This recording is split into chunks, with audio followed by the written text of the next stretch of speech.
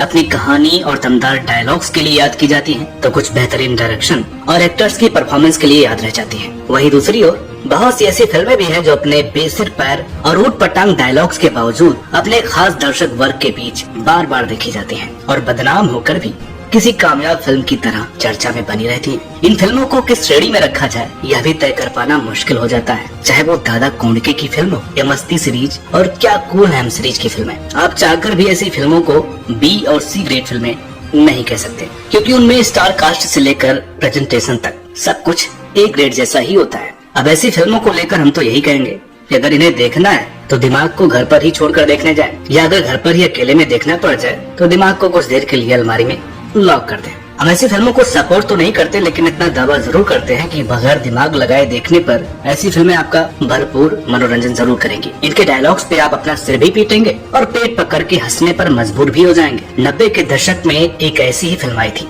जिसका नाम था गुंडा, जो अपने डायलॉग और प्रेजेंटेशन की वजह से रिलीज होते ही विवादों में आ गई थी। उल्ली कहाँ तेरी उंगली, अब होगा हल्ला गुल्ला। पुलिस और हुकूमत करेगी हाय गुल्ला हाय चुटिया हाय बुल्ला। अरे ढूंढो ढूंढो कहाँ है चुटिया। लेकिन बाद में दर्शकों द्वारा मजे लेने के लिए यह बार बार देखी भी गई, यहाँ तक कि सालों बाद इस फिल्म को दोबारा भी रिलीज किया गया। फिल्मी फैक्ट्स के अंतर्गत आज हम इस फिल्म से जुड़ी कई रोचक बातें लेकर के आए हैं, इसलिए बने रहे हमारे साथ इस वीडियो में शुरू से अंत तक। दोस्तों, हालिया रिलीज फिल्म आदिपुरुष को सुधार के बाद रिलीज किया गया, जिसके बावजूद काफी विवाद हुआ और अब उसमें फिर से सुधार की बात की जा रही है। लेकिन ये भी सच है, उसको सुधारने में अगर ईमानदारी बरती गई तो शायद आधे घंटे की फिल्म भी न बचेगी। यहाँ हम आदिपुरुष फिल्म की बात इसलिए कर रहे हैं क्योंकि हमने अभी भी जिक्र किया था कि गुंडा मूवी भी सुधार के बाद फिर से रिलीज की गई थी, और जब सुधार के बाद यह फिल्म ऐसी थी तो आप समझ ही सकते हैं कि इसमें क्या और कितना सुधार हुआ होगा। इसलिए हमने आपसे पहले ही कहा है कि ऐसी फिल्मों में दिमाग और तर्क की कोई जरूरत ही नहीं है। अगर देखना है तो बस मजे के लिए देखें, न दिल पे लेने की जरूरत है न दिमाग खराब करने की जरूरत है। हाँ, आदिपुरुष फिल्म की बात दूसरी है, क्योंकि वह हमारे पवित्र रामायण व हमारी आस्था की बात है, और ऐसी फिल्मों को देखते समय दिल दिमाग दोनों खुले रखने की बहुत ही जरूरत होती है। साल 1998 में 4 सितंबर को रिलीज हुई फिल्म गुंडा में मिथुन चक्रवर्ती, मुकेश ऋषि, शक्ति कपूर, दीपक शर्के, हरीश पटेल, इशरत अली, रामी रेड्डी, रज्जा खान और मोहन जोशी के अलावा कई सारे जाने अनजाने चेहरों की भरमार थी। मारुति फिल्म्स के बैनर तले बनी एक्शन ड्रामा फिल्म गुंडा को बशीर बब्बर ने लिखा था और कांति शाह ने डायरेक्ट किया था। फिल्म का संगीत आनंद राज आनंद ने तैयार किया था और फिल्म के गाने उस दौर के दिग्गज सिंगर्स ने गाए थे, जिसमें मोहम्मद अजीज, कुमार सानू, उदित नारायण, कविता कृष्णमूर्ति, साधना सरगम और अभिजीत की आवाजों के साथ साथ नई सिंगर पूनम भाटिया को भी मौका दिया गया था। स्टोरी की बात करें तो फिल्म में एक कुली की कहानी दिखाई गई है, जिसके परिवार की हत्या गैंगस्टर्स और राजनेताओं के एक समूह द्वारा की जाती है और बाद में वह उनसे बदला लेता है। गैंगस्टर्स और बदले की एक आम कहानी पर आधारित इस फिल्म का नाम पहले गुंडागिरी रखा गया था, लेकिन बाद में इसे बदलकर गुंडा कर दिया गया। हो सकता है ऐसा इसलिए भी किया गया हो क्योंकि इस फिल्म से कुछ सालों पहले धर्मेंद्र गोविंदा की एक फिल्म आई थी जिसका नाम था दादागिरी। दर्शकों को कोई कंफ्यूजन न हो, शायद इसलिए मिलता जुलता नाम न रखा गया हो। गुंडा फिल्म इतनी विवादित हुई थी कि उसे बैन करने तक की मांग की गई थी और सेंसर बोर्ड की आपत्ति के बाद फिल्म को सुधार के साथ दोबारा रिलीज करना पड़ा था। दरअसल गुंडा के रिलीज के बाद ही फिल्म में दिखाई गई हिंसा और अश्लीलता की वजह से हंगामा खड़ा हो गया था और कुछ शोज के लिए फिल्म को सिनेमा घरों से हटा लिया गया था, क्योंकि सीबीएफसी को उस दौरान कॉलेज की लड़कियों से कई ऐसी शिकायतें मिली थी जो फिल्म में हिंसा और अश्लीलता को लेकर थी, जिनसे वो सभी काफी आहत हुई थी। साल 1998 की एक मीडिया रिपोर्ट के मुताबिक फिल्म को पहले ही गंदी भाषा और अश्लीलता के इस्तेमाल के कारण सीबीएफसी ने खारिज कर दिया था। बाद में फिल्म निर्माताओं द्वारा फिल्म में बदलाव करने के बाद इसे ए सर्टिफिकेट के साथ पास कर दिया गया था। हालांकि मीडिया रिपोर्ट में यह भी बताया गया था कि उस दौरान मुंबई के कुछ थिएटर्स ने इसे तब भी अस्वीकार कर दिया था, जिसे लेकर फिल्म मेकर्स और थिएटर मालिकों के बीच काफी विवाद हुए थे। यह मामला तब इतना बढ़ गया था कि उस वक्त सीबीएफसी अध्यक्ष रह चुकी एक्ट्रेस आशा पारेख को भी शहर के पुलिस आयुक्त आरिच मेंडोका को पत्र लिखकर पुलिस विभाग से मदद लेनी पड़ी थी। आपको जानकर के यह ताज्जुब होगा कि उस दौरान सीबीएफसी के दखल के बावजूद ये आरोप लगाया गया था कि सिनेमा घरों में चल रहे प्रिंट पहले वाले ही दिखाए जा रहे थे, जो कि कानूनन गलत थे। बाद में मामला शांत होने पर मुंबई, हैदराबाद और बेंगलुरु से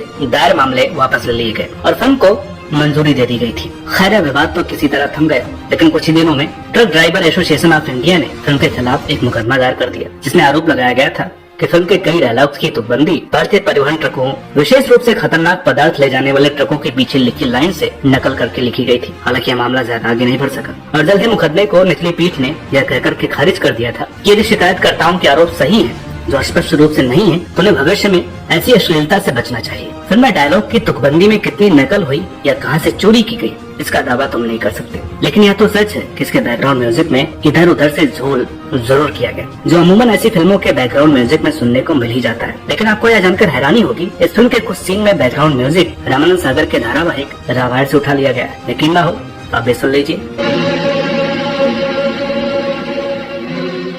दशानंद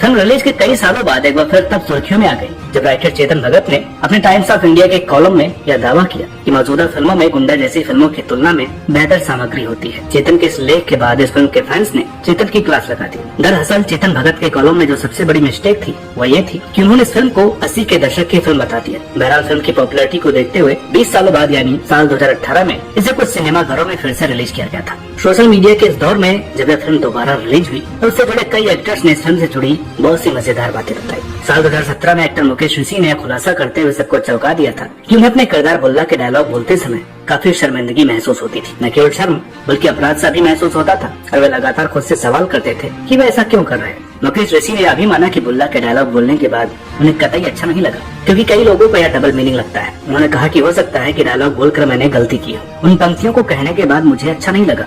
हालांकि मैं इस युवा पीढ़ी को धन्यवाद देना चाहता हूँ कि उन्होंने मुझे गुंडा में बुल्ला डायलॉग देते हुए मुझे देखकर जज नहीं किया, जो वर्षों पहले रिलीज हुई थी। उन्होंने इसमें कॉमेडी पाई और इससे मीम्स बनाए। हालांकि मुकेश ऋषि के डायलॉग मेरा नाम है बुल्ला और रखता हूँ खुल्ला को लेकर डायरेक्टर कांति शाह की सफाई भी काबिले तारीफ और थोड़ी हास्यास्पद भी है। दरअसल मीडिया से हुई एक बातचीत में उन्होंने बताया था कि खुला शब्द उन्होंने खुले बाजार से लिया है, जो उस इकोनॉमिकल मॉडल को रिप्रेजेंट करता है जिसे भारत ने 1992 में दिवालियापन के कगार पर अपनाया था। खैर, कांति शाह फिल्म के डबल मीनिंग डायलॉग पर कुछ भी सफाई दे, लेकिन एक्टर्स की शर्मिंदगी उनके बयानों में समझ में आ ही जाती है। जैसा कि गुंडा फिल्म में इबू हटेला बने एक्टर हरीश पटेल ने मार्वल स्टूडियोज की फिल्म इटर्नल्स का हिस्सा बनने के बाद कहा। दरअसल जब इटर्नल्स में काम करने के बाद हरीश से इबू हटेला के किरदार से जुड़ा सवाल किया गया तो उन्होंने कहा कि अगर मार्वल वाले इबू हटेला का किरदार देख लेते तो अपने प्रोजेक्ट में मौका ही नहीं देते। न सिर्फ मार्वल बल्कि और भी कई प्रोजेक्ट्स मेरे हाथ से निकल जाते। और इबू हटेला की वजह से तो बिल्कुल ही नहीं मिला। उन्होंने देख लिया होता तो मुझे शायद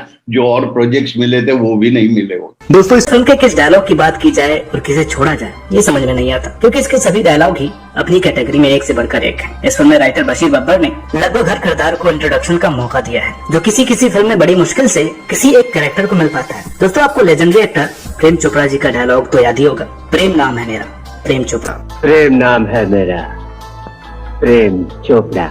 डायलॉग इतना हिट हुआ कि बाद में हर एक्टर की यही चाहत बन गई कि काश ऐसा डायलॉग मुझे भी बोलने को मिल जाए।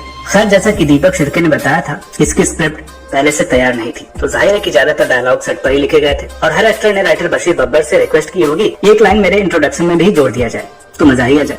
बब्बर ने भी सोचा होगा कि ठीक है, मेरा क्या है, लिख देता हूँ, बाद में एडिटिंग में जो रखना होगा रखेंगे, नहीं तो खुद ही हट जाएगा। अब चूंकि डायलॉग्स की बात हो रही है तो इंट्रोडक्शन वाले कुछ डायलॉग्स आप भी सुन लीजिए। मेरा नाम है बुल्ला, रखता हूँ खुल्ला, मेरा नाम है चुटिया, अच्छे चौकी खड़ी करता हूँ मैं खटिया, मेरा नाम है लंबू आटा, साले को दूंगा मौत का चाटा, मेरा नाम है पोते, जो अपने बाप के भी नहीं होते, मेरा नाम है इबू हटेला, माँ मेरी चुड़ैल की बेटी, बाप मेरा शैतान का चेला। खाएगा केला। मैंने आपसे पहले ही कहा था कि दिमाग नहीं लगाना है तभी मजा आएगा। खैर, अब ये तो कुछ भी नहीं, फिल्म में नॉर्मल सीन हो या एक्शन हो या सीरियस सीन हो, हर जगह ऐसे ही डायलॉग्स की भरमार है। फिल्म में एक सीन है जहाँ लंबू आटा बुल्ला की बहन के साथ दुष्कर्म करके उसे मार देता है। इस सीन में लंबू आटा बोलता है, मैं तो समझा था कि बुल्ला की बहन कोई भंगार की दुकान होगी, लेकिन हाय हाय फेस सोनाली, टांगे रवीना और आंखें मौत की खबर लेकर इबू हटेला बुल्ला के पास जाता है तो क्या कहता है सुनिए। अरे बुल्ला भाई जल्दी चलो, लंबू आटा ने आपकी बहन को लंबा कर दिया है। इस पर बुल्ला पूछता है कि क्या बोलता है, तो इबू हटेला कहता है चुड़ैल की कसम। खैर, यहाँ तक भी ठीक है, लेकिन इसके आगे जो डायलॉग है उसे सुनकर कमजोर दिल वाला इंसान हंस के मर भी सकता है। सोचिए कि बुल्ला अपनी बहन की डेड बॉडी को देखेगा तो उसे कितनी तकलीफ पहुंचेगी। बुल्ला उसे देखकर तड़पता है और चिल्लाता है, मुन्नी मेरी बहन मुन्नी, मुन्नी तू तो मर गई। लंबू ने तुझे लंबा कर दिया, माचिस की तीली को खंभा कर दिया। अरे मेरे दिल में क्या क्या अरमान थे तेरे लिए, मैंने तो तेरे लिए 300 छोकरे देखे थे, वो भी एकदम चिकने, जो तुझे भाता, वही तेरा पति बनता। मगर तू तो कटेला गुर्दा यानी कि मुर्दा हो गया। दोस्तों, इबू हटेला और बुल्ला के इन डायलॉग से एक बार फिर न चाहते हुए फिल्म आदिपुरुष की याद आ गई। अच्छा, मुझे लगता है कि मनोज शुक्ला ने आदिपुरुष का डायलॉग इसी डायलॉग से प्रेरित होकर के लिखा था। वो एक डायलॉग है ना, मेरे एक सपोले ने तेरे शेष नाग को लंबा कर दिया। अब आप समझ ही गए होंगे, इससे आगे बताने की जरूरत नहीं है। लंबू ने तुझे लंबा कर दिया? नहीं, एक सपोले ने तुम्हारे शेष नाग को लंबा कर दिया। तो एक बार फिर मैं आपको याद दिला दूं कि दिमाग नहीं लगाना है, बस मजा लेना है। फिल्म के स्क्रिप्ट और डायलॉग्स को लेकर मीडिया से हुई एक बातचीत में एक्टर दीपक शिर्के ने कुछ दिलचस्प किस्से साझा किए थे। दीपक शिर्के, जिन्होंने इस फिल्म में राजनेता बच्चू भाई की भूमिका निभाई थी, उन्होंने खुलासा किया कि फिल्म उन्हें बिना स्क्रिप्ट के ही ऑफर की गई थी। दीपक शिर्के ने अभी बताया कि फिल्म की शूटिंग बिना स्क्रिप्ट के ही की गई। डायरेक्टर कांति शाह ने उनसे मुलाकात की और एक पंक्ति में कहानी सुनाई, जिसके बाद वो फिल्म करने के लिए तैयार हो गए। शिर्के ने तुकबंदी वाले डायलॉग्स पर बताया कि फिल्म के राइटर ने इसे डिफरेंट तरीके से लिखा है, ये बहुत हटके था। मैंने कहा ये कैसी लाइन है, लेकिन उन्होंने कहा कि हमारा विषय यही है। उन्होंने कहा कि ऐसे संवाद ग्रामीण इलाकों में ज्यादा काम करते हैं। शिर्के ने अभी बताया कि जब उनसे पूछा गया कि क्या वे इन लाइन्स को बोलने में सहज हो पाएंगे, तो शिर्के ने कहा क्यों नहीं, अगर डायरेक्टर को इससे कोई दिक्कत नहीं है और वो यही चाहते हैं तो मैं यह करूंगा। तो मैंने बस यह किया। मुझे लगा कि हमें खुद का आनंद लेना चाहिए और ऐसी लाइन्स कहनी चाहिए। शिर्के ने बताया कि उन्हें ऐसी तुकबंदी वाली लाइन सुनने में काफी आनंद आया और फिल्म में कोई डायलॉग दोहराया नहीं गया था। दीपक शिर्के की बात चली रही है तो उनके किरदार का भी एक डायलॉग सुनना तो लाजमी है। खुल्ला तूने खुल्लम खुल्ला लंबू आटे को मौत के तवे में सेक दिया। उसकी लाश को वर्ली के गटर में फेंक दिया। शिर्के ने बताया कि उन्होंने स्क्रिप्ट नहीं पढ़ी थी क्योंकि कोई स्क्रिप्ट थी ही नहीं। शिर्के के मुताबिक कांति शाह स्क्रिप्ट तैयार करने और उसे कलाकारों को देने के सिस्टम का पालन नहीं करते हैं। फिल्म के दिमाग में रहती है, इसकी जानकारी कलाकारों को नहीं होती है। वो अपनी फिल्में जल्दी खत्म करने के लिए मशहूर है। दरअसल 80 और 90 के दशक में यह एक आम बात थी, जब अक्सर सेट पर कई सीन की शूटिंग से ठीक पहले लाइनें लिखी जाती थी। गुंडा फिल्म की शूटिंग में यह बड़े पैमाने पर हुआ था। एक्टर्स को उनकी लाइन सेट पर मिलती थी, जिसमें थोड़ा सुधार करके वो अपने अंदाज में बोल दिया करते थे। इसके अलावा गुंडा के एक्टर्स लोगों के सामने सबसे बड़ा चैलेंज था कम बजट में जल्द से जल्द फिल्म को पूरा करना। शिर्के का मानना है कि यह फिल्म आज भी याद की जाती है, चाहे किसी भी कारण से हो, यह बहुत बड़ी कामयाबी है। उन्होंने कहा लोग अभी भी इस फिल्म को याद करते हैं और इसके संवादों को दोहरा रहे हैं। यह फैक्ट इसकी सफलता के बारे में बताता है। लोगों के दिलों में रहना इम्पोर्टेंट है। हमने कभी सोचा नहीं था कि ऐसा होगा। हमने सोचा था कि लोग इसे सिर्फ टाइम पास के लिए देखेंगे। दीपक शिर्के की बात सच साबित हुई, क्योंकि लोग इसे टाइम पास के लिए ही देखते हैं। मीडिया को दिए एक इंटरव्यू में मिथुन चक्रवर्ती के बेटे नमाशी ने कहा कि गुंडा एक बदनाम करने वाली फिल्म थी और उन्हें लगता है कि उनके पिता यानी मिथुन चक्रवर्ती को यह फिल्म नहीं करनी चाहिए थी। नमाशी ने कहा कि मुझे लगता है कि गुंडा एक ऐसी फिल्म है जो बहुत बदनाम है अपने मटेरियल के लिए। आज की पीढ़ी और बहुत सारे लोग सोचते हैं कि मेरे पिता ही इस तरह की फिल्में कर सकते हैं। यह बहुत बदनामी की बात है। हालांकि फिल्म अच्छी है, मेरा मतलब है कि मुझे फिल्म पसंद है। ये मनोरंजन करने वाली फिल्म है, लेकिन उनकी कद और मुकाम को देखते हुए उन्हें ऐसी फिल्म नहीं करनी चाहिए थी। दोस्तों, इसमें कोई शक नहीं कि यह फिल्म मिथुन चक्रवर्ती जैसे नेशनल अवार्ड विनिंग एक्टर की इमेज के लिए ठीक नहीं थी, लेकिन ये वही दौर था जब मिथुन और धर्मेंद्र अंधाधुंध फिल्में करते थे और किसी को भी ना नहीं कहते थे, जिसका फायदा कांति शाह जैसे फिल्म मेकर्स ने जमकर उठाया। क्योंकि फिल्म में उनके डायलॉग्स और सीन तो ठीक ठाक रहते थे, लेकिन बाकी फिल्म में क्या होगा ये फिल्म रिलीज होने के बाद ही पता चल पाता था और तब तक वो दूसरे कामों में बिजी हो जाते और फिल्म अपना पैसा वसूल हिट या फ्लॉप होकर सिनेमाघरों से हट चुकी होती थी। हम आपको याद दिला दे कि मीडिया में आई खबरों के मुताबिक कांति शाह वही डायरेक्टर हैं जिन्होंने अपनी फिल्म में धोखे से धर्मेंद्र के बॉडी डबल द्वारा गंदे सीन करवा करके धर्मेंद्र के सीन के साथ जोड़ दिया था। इसके बारे में क्रू मेंबर ने सनी देओल को इसकी जानकारी दी थी और सनी देओल ने कांति शाह को बुलाकर अच्छी खासी खबर ली। इसके बाद कांति शाह ने वह फिल्म हमेशा हमेशा के लिए बंद कर दी थी। अब आप समझ ही सकते हैं कि ऐसे डायरेक्टर आखिर कितनी साफ सुथरी फिल्में बना सकते हैं। विकिपीडिया के मुताबिक लगभग 2 करोड़ के बजट में बनी यह फिल्म 95 स्क्रीन पर रिलीज हुई थी। रिलीज के साथ इस फिल्म की लगभग 21,26,000 टिकटें बिक गई थी और इसकी रैंकिंग 1084 हो गई थी। कमाई की बात करें तो ओपनिंग डे में इस फिल्म ने 1,50,00,000 का कलेक्शन कर लिया था, लेकिन विवाद के बाद स्थिति बदल गई और ओपनिंग वीकेंड में इस फिल्म का कलेक्शन 58 लाख का ही हुआ, जो ओपनिंग का आधा ही था। भारत में फिल्म के टोटल नेट ग्रॉस कलेक्शन की बात करें तो 2 करोड़ 13.5 लाख के करीब थी। इस हिसाब से फिल्म को बॉक्स ऑफिस पर औसत माना गया था। वहीं वर्ल्ड वाइड कलेक्शन की बात करें तो दुनिया भर में पहले वीकेंड का कलेक्शन 1,34,000 था, तो वहीं पूरे हफ्ते का कलेक्शन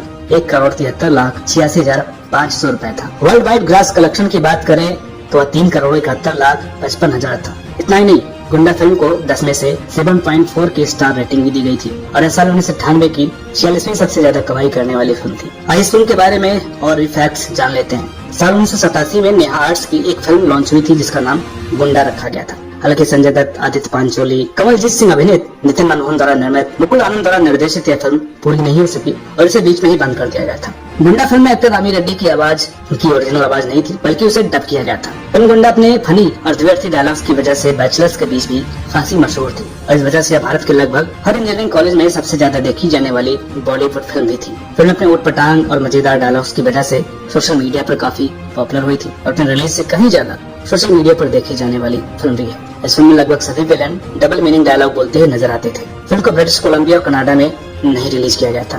फिल्म में शक्ति कपूर का किरदार स्टेरी कुब्रिक की science fiction film A Clockwork Orange से इंस्पायर्ड था। इस फिल्म को रिलीज के बाद it was so good it's so bad it's good का दर्जा दिया गया था, जो कि अपने आप में एक दिलचस्प बात थी। फिल्म की पॉपुलैरिटी का अंदाजा आप इसी से लगा सकते हैं कि एक आउटलेट पर इसकी 2000 से अधिक VCD बिक गई थी। तो दोस्तों, ये थी फिल्म गुंडा से जुड़ी कुछ दिलचस्प बातें, इस फिल्म के बनने की पूरी कहानी। आप इस फिल्म के बारे में क्या राय रखते हैं कमेंट करके बताइएगा। ये वीडियो आपको कैसी लगी ये भी बताइएगा। वीडियो अच्छी लगी हो तो इसे लाइक करें, शेयर करें।